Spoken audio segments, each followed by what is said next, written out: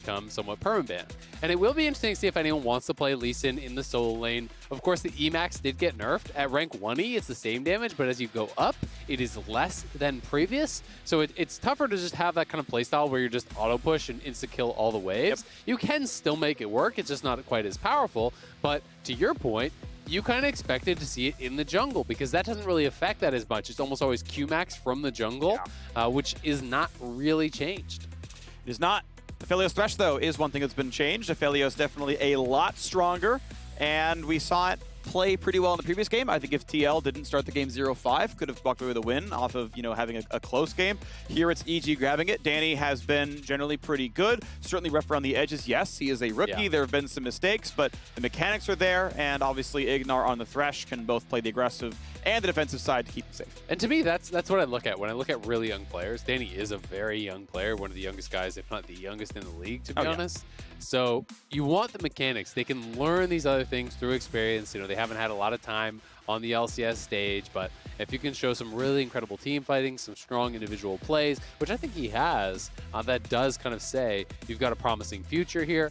Sett for the solo lanes, like the impact, just feels so obvious as far as who would be playing this style of champion. I cannot see it being Jiizuke, especially with them being red side. They're almost always going to last pick for him. So it's very likely the Sett to actually answer the Gwen up on that top side. That is what I'm expecting. I'm expecting it to be Lee Sin jungle. Of course, things could be flexed around, but the Lee also struggles into the Sett. So there's not a great matchup there for FlyQuest.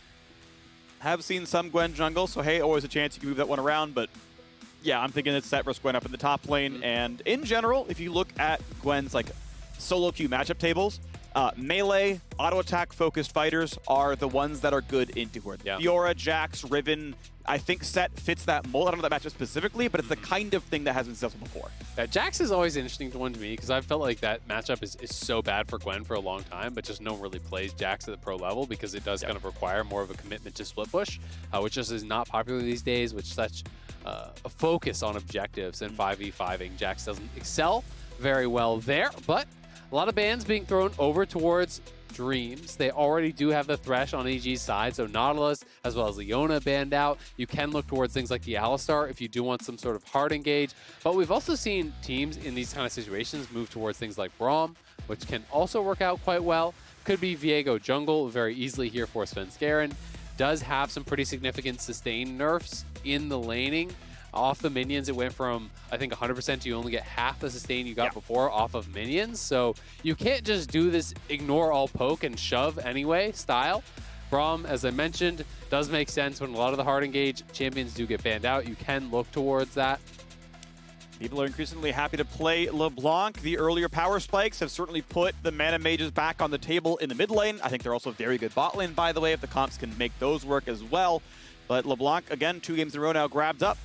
I am already thinking magic damage, a lot of magic damage on this FlyQuest side. MR becomes pretty darn effective. Varus even has some mixed in. Of course, Lee Sin, very heavily physical, so is Varus, but they do have some magic mixed into the kit. Gwen plus Rakan plus LeBlanc. MR going to be at a premium here, it feels like, for the EG side. Yeah. And we're just kind of waiting to find out, presumably, Jiizuke's answer to this LeBlanc. Would be interesting to see something like the Lissandra, which has been getting a little bit of popularity, mostly just CLG playing it, but those types of picks can be a great answer into this. I'm just not sure it's his style. He generally wants more of the aggressive picks. Sylas would kind of fit the bill here. Of course, stealing the LeBlanc ultimate is pretty worthless, but there are some decent ones. Rakan, notably, is one of the kind of premier ults people like to steal. As Sylas, you E into the middle of the fight, you get the speed ups as your ult does CC them, and that can be pretty valuable. Okay, Sylas is in, certainly a bit MR skewed. Not quite a Galio, where you really meant to just tank magic damage. Johnsun going to be one of the main physical damage sources. It can work out pretty well. Obviously, if everyone's building MR, lethality feels better. We pretty much see exclusive lethality Varus. Almost never do we see the attack speed versions or the crit versions, though I think they can be played in the right time and right place. But the champ select has been locked in. Sett top versus Gwen. Indeed, Lee Sin, Viego. 2 games in a row is the jungle match that they have been seemingly pushed out of lanes into the jungle from what we've seen so far. And another LeBlanc matchup here as well, as we get to see the Karma skipped over. Obviously, she was banned in this case, but Lulu available, not grabbed there, so no Enchanter play for either of these sides. Going to be interesting to see if Palafox wants to go towards the Ignite, the aggressive option here. Generally, if you want to have any sort of kill pressure on the Sylas, you need some sort of healing debuff. The Kingslayer healing is so powerful, so it's not just about having the added damage, but also the Grievous Wounds from the Ignite would be valuable there. But he can also just go towards the TP, look to match. I will say in a game like this, it feels worse because Sylas, I do think, is going to win in the side lanes in the later stages. Of course, if it's just about the shove, we saw Johnsun have a successful game with the TP LeBlanc, playing heavily towards those side lanes. So interested to see what they want as far as runes. For sure. Curious also who's getting the healing cut. You are against Sylas and Viego. That is a lot of healing. You care about that. Someone's got to grab it. I think in general, Varus E is not going to be enough. Someone else has to go for that one. And it's probably not Dream. So someone's got to sidestep their build to get an Executioner's Calling or an Oblivion Orb. And we'll wait to see when that comes through. So already eyes drawn towards the top lane here. It is the Ignite for Licorice. That means he has more kill potential, but is also much more vulnerable to ganks. Sett can set this up. You can have Viego up there early. We did see the alternate option, someday playing it with Flash, trying to avoid some of that jungle pressure, which Gwen has often fallen prey to in the LCS when playing this style. Yes, absolutely. I want to see if the ganks come through. You can watch them as well from first-person perspective as the top lane pro view matchup here, Licorice versus Impact. Going to be one to watch for sure. And yeah, could well see plenty of pressure up here. Licorice sadly has not had the best year here on FlyQuest. No. You can look over, right over there. I know you mentioned it last week. There's a, you can't see it. I don't know why I'm pointing. There's a big mural of Cloud9, the LCS champions of spring 2020. It's Licorice and Sven holding the trophy, smiling, thumbs up. Niski's there, Reaper's there. And very few of those faces are still on that roster, about only half of them. And Licorice is down here with the worst record of any team in the summer split. He hasn't been part of all those losses. The Academy players went in the end of last Sunday. Didn't come up with a way to win against Golden Guardians. But now, trying to turn it around, trying to be a force for the carry. They are about to drop out of playoff contention right now if they keep finding the losses. JoseDeodo gets the one last auto and then goes in for next camp. Yeah, I mean, it's one of those things that he did even talk about in interviews early on after he had made that swap is kind of the change, right? Moving from what was a championship roster over to what is essentially a development roster. Someone that was looking more towards the future and how big of a shift that can be. It's a pretty heavy trading here, back and forth between Johnsun and Danny. You can see the Summoners, very defensive on the FlyQuest side. Cleanse plus Exhaust plus Guardian, the setup, very clearly they're just looking more to play back, to poke, to farm. And Danny and Ignar should be able to dictate the pace of this lane much more so. Decent damage there. Jiizuke gonna chug through some potions to keep himself healthy. Palafox having a great time in the early lane. Small CS lead. Some more to farm for Jiizuke, sure, but feeling pretty good as he's gonna drop yet another melee minion right down there. Is Impact. The good sidestep. Licorice away from, I believe, all of it, actually. Yeah. So saves the E for the punch back as he plays the trading patterns out. Has respect to the stun. Might have known that Impact learned Q. And yeah, auto plus E reset. Not gonna have to kill the ward, so not gonna lose that one. Yep, nicely played. If you can dodge out on that Haymaker, gonna win out in the trades. But for now, it's Jiizuke getting whittled down. And wow, that chain, yeah, would have gotten the back half of Q and maybe would have guaranteed the lethal damage. As now he's gonna jump in the top side. Licorice wants to fight, gets stunned up though. That trade looked better for Impact. Absolutely, but Impact is getting pushed in. He's not actually getting access to the mini wave. He's gonna have CS to farm, but I don't think that there's 15, 16 CS for him to actually even it out. Does not have mana for W, I believe. Is it the proper guess? Did he get it right? Figures it out, actually, as he was rooted, I believe, and now that is first blood. Jiizuke comes in to claim it. Top dive comes in, and top die into Impact. Nicely done. It ends up being even worse that Palafox didn't just immediately die, to be honest, because Jiizuke arrives back and picks up the first blood for himself. So now that goes right in the pocket of your lane opponent, and on the top side, Impact getting dove. Goodbye to your recall. Sorry, bud, you're on a ward. That looks a little angry emote there. We'll be able to walk it out, as I don't think Impact wants to chase this far to give up the push here. And this is kind of one of those weird situations where, well, we'll see, as Danny is going to back it up, I think. Yep. You know, sometimes people do that little mini wave pull, you know, almost thinking that it's going to freeze, but well, it'll push a bit slowly and deny a few minions, but it will not freeze for him. Good flight backwards. Big damage. Dreams.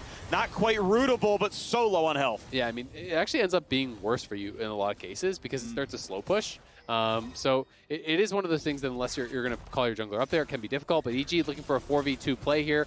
JoseDeodo moving down, so they are aware now, but I don't think they've seen Jiizuke. He didn't see him. Does not get hit with the chains, though. Not stunned up in place, so they're going to have a third member for defense. With all the shields, could be okay. Does not sidestep. The flash follow for the stun. They preempt the flash. He didn't even have one anyway. They can go again. And now they're going to go for round 2. TP comes in. Palafox is here to help.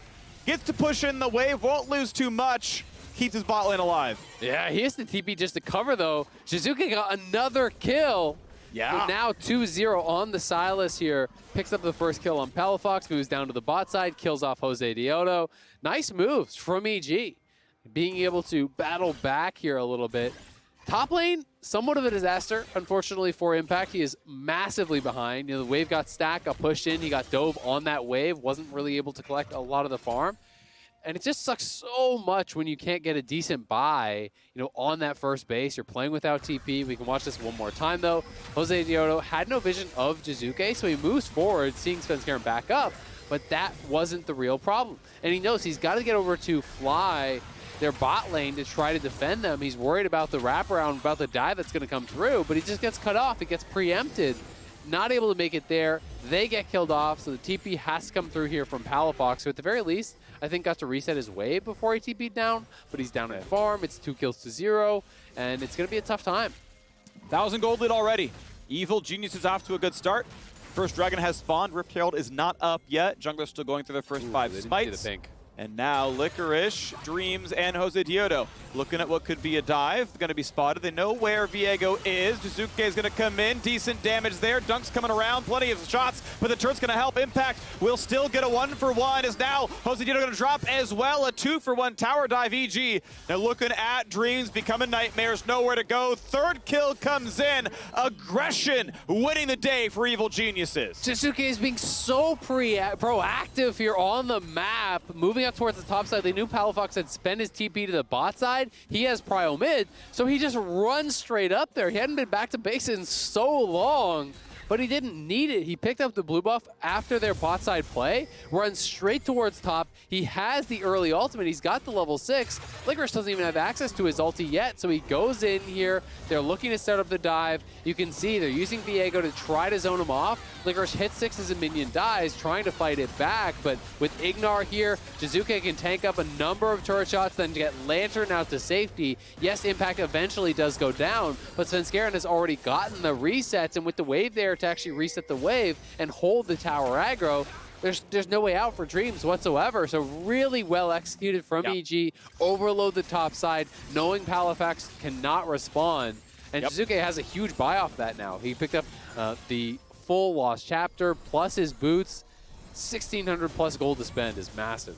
Really good stuff. Good roam by Jiizuke. Good roam by Ignar. Good gank by Svenskeren. Good wave manipulation by Impact. Good make show sure here it was by there. Kobe and Dash. Yeah, that is a great show. I hear they talked about me on it in the recent episode, which is good because that makes every episode better. That picture was horrifying. Much like The Dive. That was also recently featuring you and me. True. One of the best shows in all of lolesports.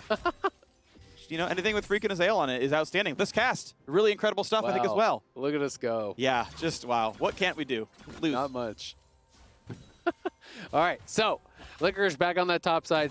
I think the early Bramble makes sense since it's Viego and Sett on the top side, and that's kind of what he's trying to itemize towards. Healing debuff there. And does actually get back and blocks the Haymaker with the W, so I think did step back far enough that he was able to immune that damage, so nicely done from him. But a lot of his lead is gone because of that counter dive they pulled off.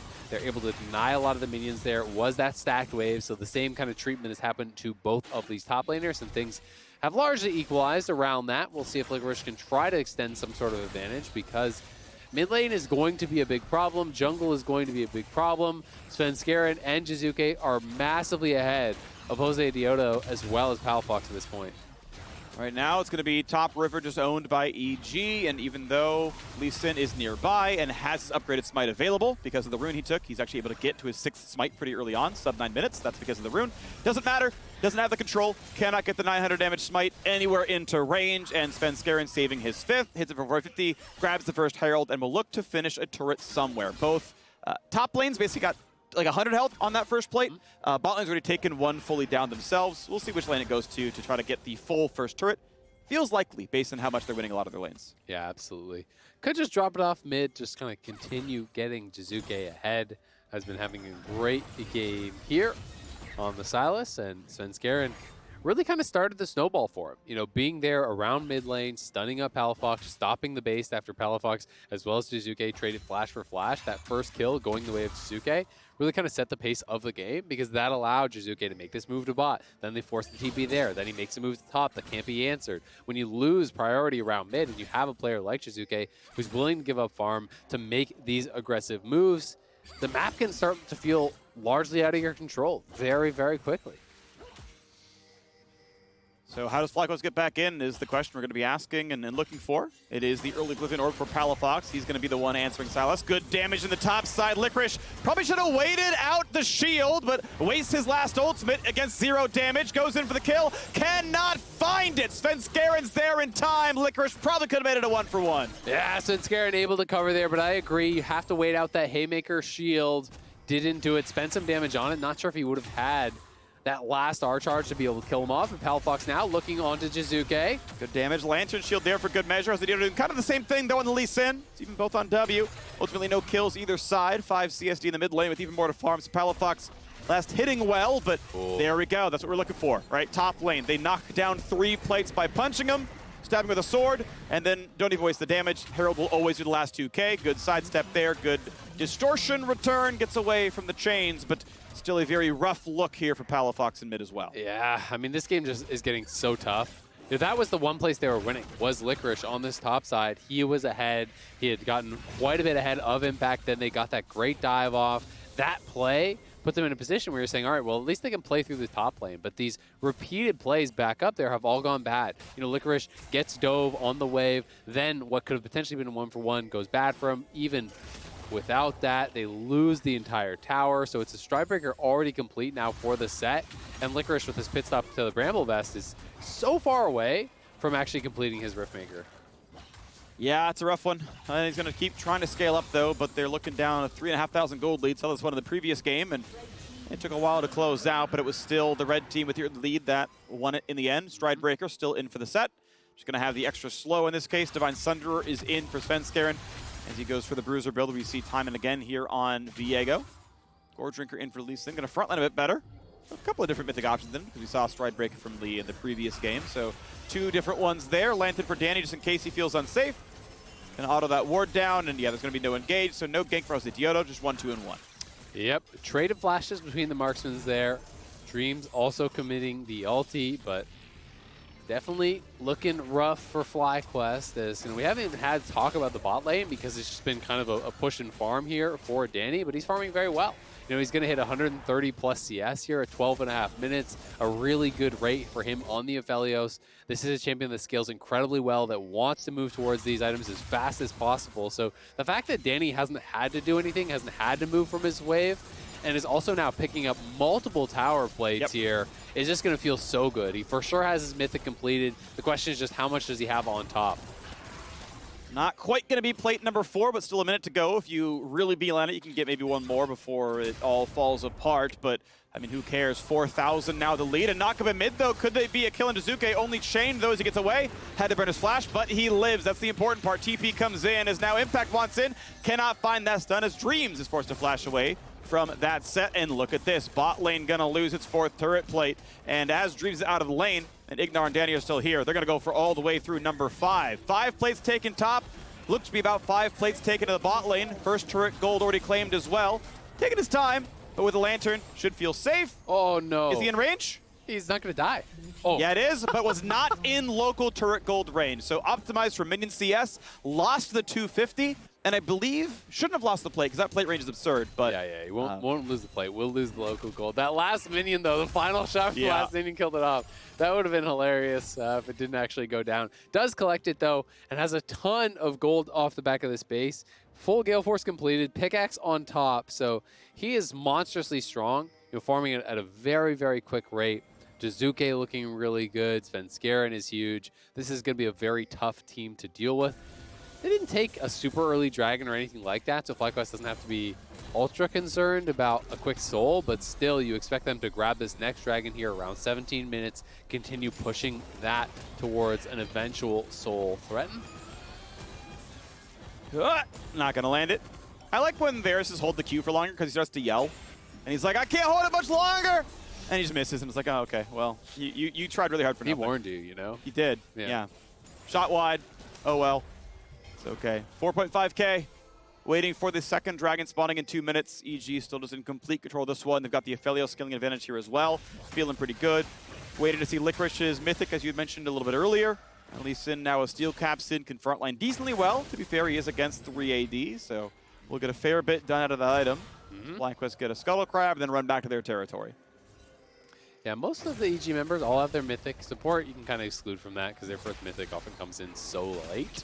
But EG really well and truly online here. Infernal and 130, that's what I am looking for them to play towards. Jiizuke going towards the Everfrost can be really nice on this champion, you know, to either be able to set up your E or you land the E, then you chain it with the Everfrost afterwards, and makes it very, very difficult to actually play against, especially when you have multiple melee champions. That lockdown can be very effective in a team fight. Punchin' Rift Herald number 2. They actually have some time because the dragon hasn't come back up just yet, so sure, go for it. There are camps up, right? He could have gone for red, could go for chickens, and Scrug's up in a second, but he's like, wait a second. I can get those whenever. I want to get this Rift Herald, knock another turret with it. No problems down here. Crossmap play for FlyQuest. They've sent 3 to the bottom lane, but Jiizuke with Rakan ult just dares you to dive in. Like, I will charm you and then stun you and then heal. Hey, look, you tried, I charmed you, and I've stunned you, and I've rooted you in place, and I am out of there. Nice try in the gank. Aphelios ult comes in. Not much more to be had, realistically. They get some turret damage and not much else. Good job, Jiizuke, to get away. Yep, able to get away, and that was the TP committed from Licorice, and that's the first play that FlyQuest have looked for in a while, and not very effective. And Sett is shoving on the top side. No one is moving up to actually answer this Sett, but he does not have teleport. So will EG just give over the dragon here? He's got to start moving quickly if he doesn't want to, but they might be willing to trade for a turret. All right, mid lane being pushed down. This mid lane's at half HP as well, so yeah, it wouldn't be a terribly difficult summon on the EG side. They could also go for like top lane tier 2. It is worth more gold. Positioning, I think, yeah, mid lane outer is a very important turret, and it helps you get around the map and you know, take territory easier. But objectively, more money is in top or bot tier 2. I'm curious if that will become a different decision at some point in time for teams later on. If they kind of figure out they'd rather have the surge of gold and less so the map positioning.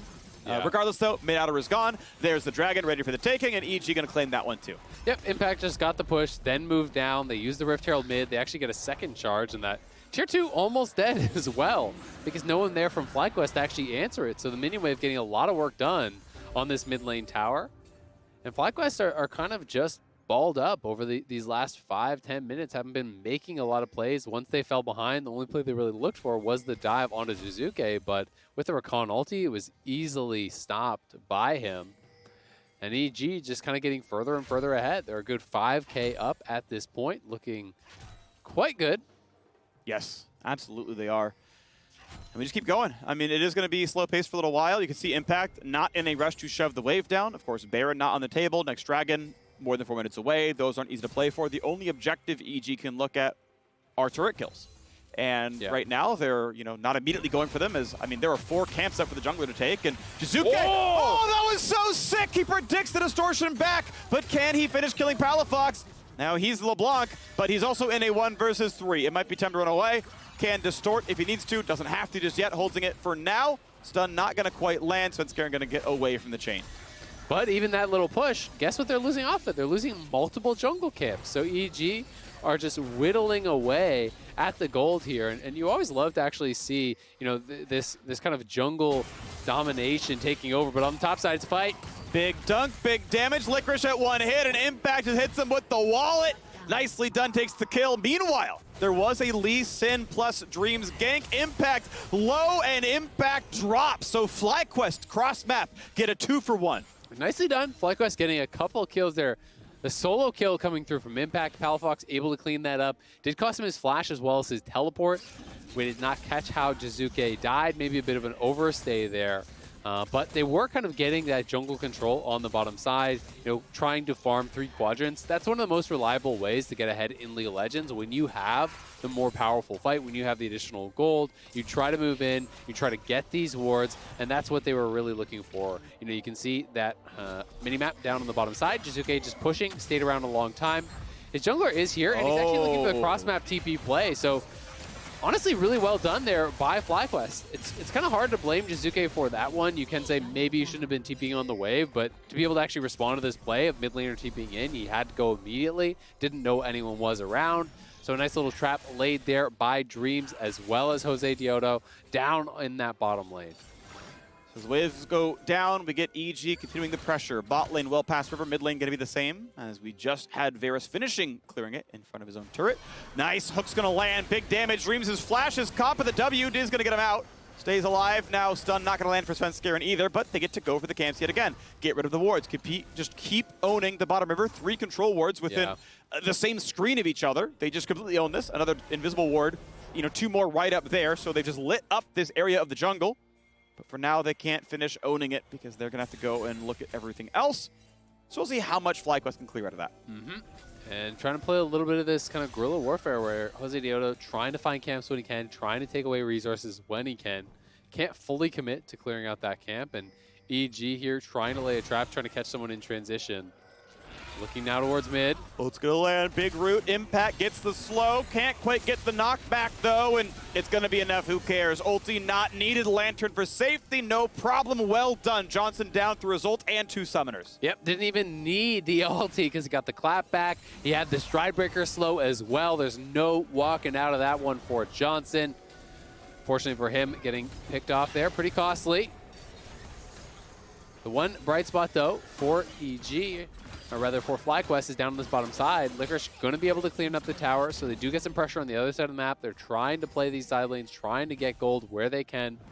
Tower getting very, very low here for FlyQuest, though. Would like to see EG try to establish some vision control, push up, knock down that turret, get a little bit more gold in their pockets. And Danny now has his 2 items, the pickaxe on top, so he's kind of ready to go. Really, that's what you need.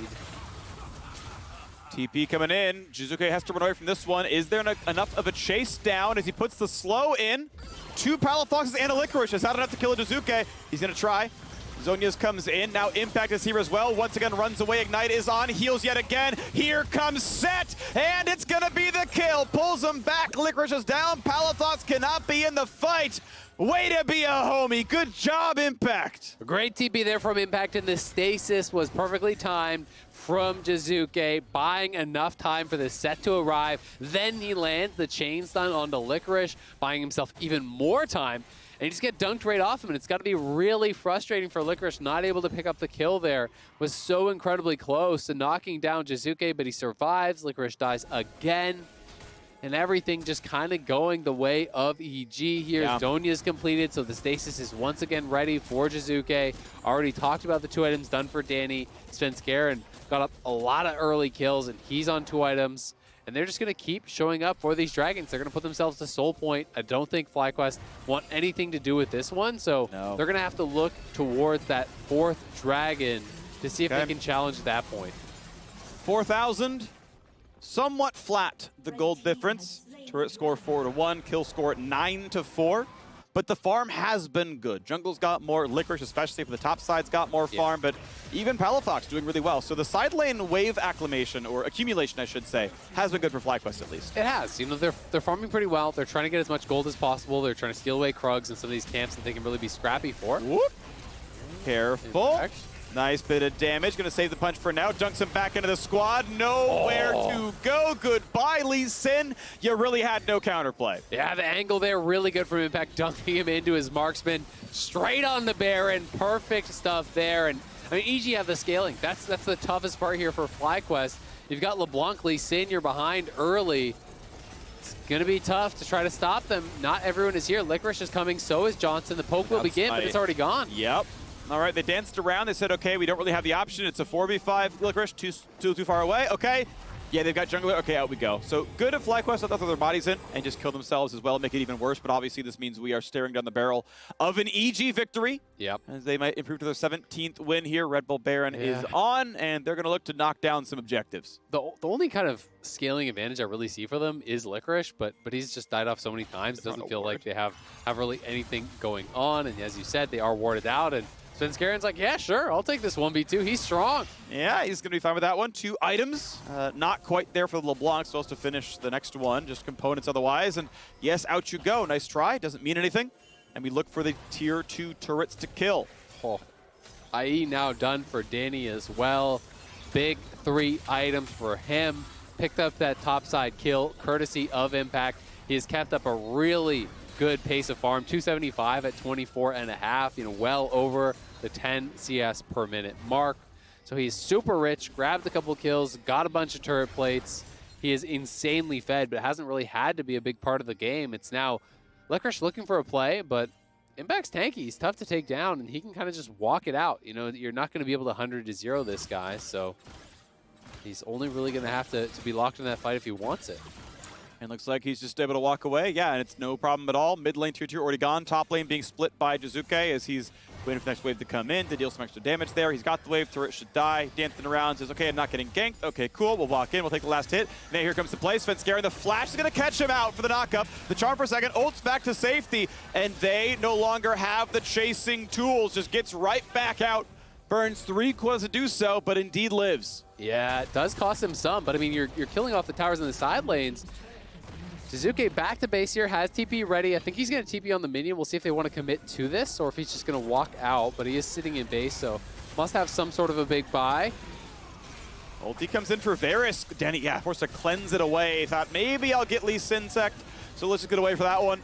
Don't know why I said it that way, but that's what we're going to call it in this game as the turret keeps getting attacked down on the bottom side. Still 45 seconds to the Baron buff. Goodbye to the bottom inhibitor turret. Mid lane under a bit of fire as well, but Svenskeren actually forced a bit out down to 1/4 health. Nice attempted dunk, not going to mean much though. As everyone gets back to safety, bottom hip can still be under fire. Svenskeren doesn't have a lot of regen, so he's going to be low for this entire fight. No Sterix, no GA. Gonna have a hard time doing anything here, so pops the invisibility. Maybe I can create some pressure this way, but the inhibitor not yet down. Jiizuke at half health as well. Zhonya's is up, has the Rakan ult, might find himself into a team fight. Danny wants the auto attack, but has to get pushed away by Licorice. Turret dead, inhibitor now also, as they've knocked down the bottom lane entirely. Dragging up in 115 and just enough time for everyone to hit B and get back on the map and take that objective. Yep. FlyQuest will be able to cover these waves. The Baron's expiring, so not going to get more, but still 4,500 gold from that Baron power play. That is big. And as you said, the setup will be there in time. Even more items coming through here. Danny knows he can build defensive from this point. I think the Hex Shrinker makes a lot of sense. If you're trying to imagine a situation in which you die, it's probably LeBlanc looking for some sort of a flank play. Hunter is zeroing you, maybe a TP flank from the Gwen as well. But he's got Ignar behind him, and they've been positioning well. You know, Ignar hasn't always been kind of moving forward and committing for hooks. He's just been sitting back, having Lantern behind him, and now Licorice caught out in this side lane. Okay, not going to land the first chain. He keeps running away. Ulti going to come across. Easy charm. Big damage initially, and now Licorice, his days are numbered. Tries to get what damage he can, but it's never going to be enough. Trades back into Jiizuke. Zhonya's is forced, and Svenskeren's going to finish up the kill. But now, what? Just one-shots him.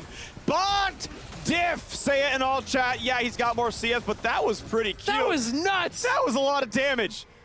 Well, that's Dragon. Damn, that was sick. What was that? Was that flash on the Varus ult? Immediate Gale Force with his own ulti on the flash and just instant kill. Those are the mechanics you're looking for. Go off, Danny. Yeah, okay. Well, Cloud still when you want it. For the meantime, hey, it's 5v3 in the map. Go push them what you can. Jiizuke is TP-less and top lane, so it's a 4v3 for the Siege.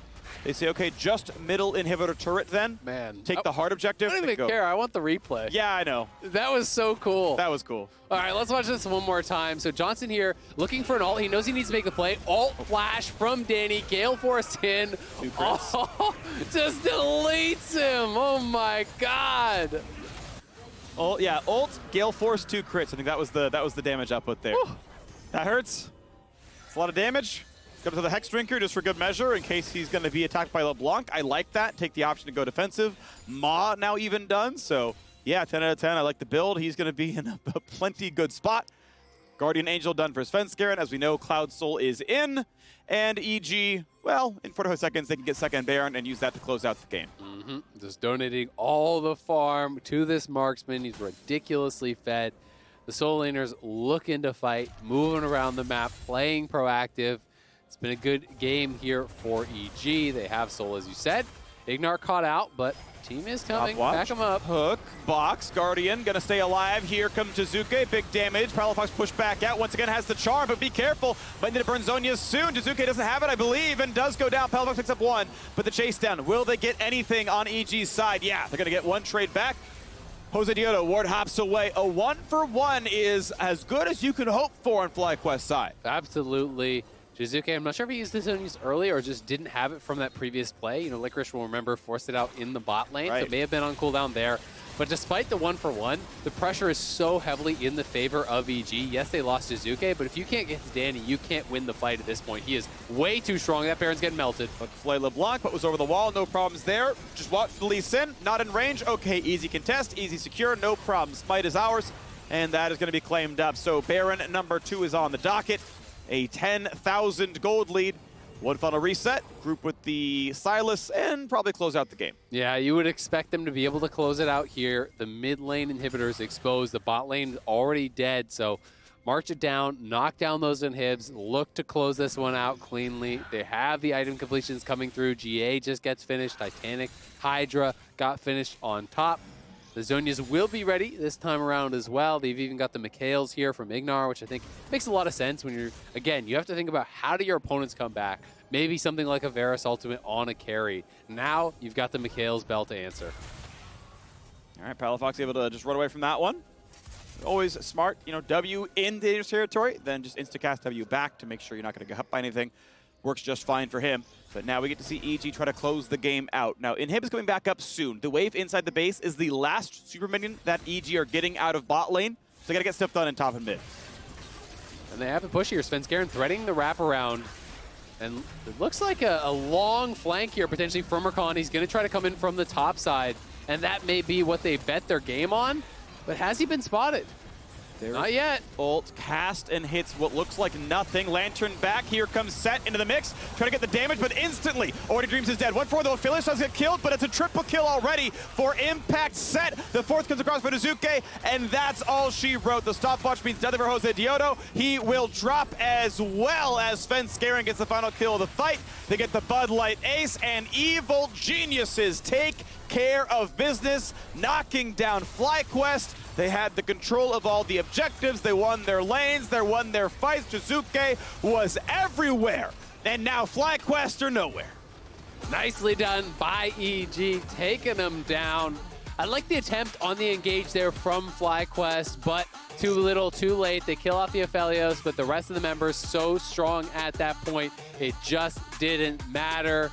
The early proactive plays from Svenskeren, he's deserving of so much credit from that. Jiizuke, I think, took the advantage that Svenskeren got him and made a lot happen with it.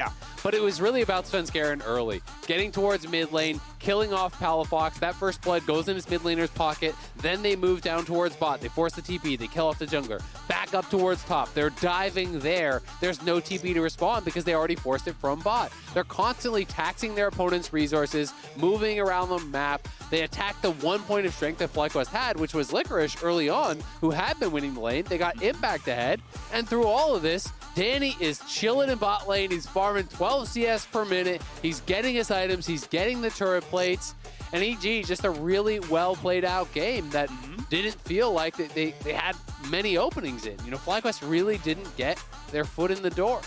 Yeah, off of the early game mid play, it felt like it was really tough. I mean, I think Licorice had a really good shot in top lane. He was doing pretty well over there. But then, well, there's the, 3-for-1 kill tower dive. It's like, well, your 40 CS lead doesn't matter as much when like the other guy got 5 turret plates because the jungler took the Herald and they crashed it into your lane. So sorry. Yep. You know, you're not ahead anymore. You can 1v1 you now. Exactly. I mean, he had the big CS advantage. That 3-for-1 also happened on a stacked wave where he loses all the minions. So that's gone too. Then he goes for a 1v1 and actually almost has the 1v1. He would have got the kill. But guess what? Svenskeren's there again and kills him off. So, you know, really this is one of those games where, you know, there were some good individual moments for Licorice, but he gets punished by better team play from his opponents. They're playing around that deficit better than FlyQuest played around their advantage. And it is going to be Svenskeren as a result, who is player of the game, I think deservingly so. He made it happen for them early. He was always right place, right time, set them up for a lot of early dragons for the dives on both the side lanes, won the mid lane for Jiizuke with that early play that got him first blood. This is just a great game from him. I totally agree. And I remember thinking about it last week where it's like, hey, remember that one time where Contracts like had the really dank Diana game and then he comes back and it's like only okay? It's like, well, he's back on top form. Svenskeren, former MVP. Like, I think he's won a title a couple times as well. Like, he's absolutely outstanding. And it's good to see him, I think, on top of his game here in this one as well. So good job to him. On the other side, Jiizuke will be joining the State Farm Analyst Desk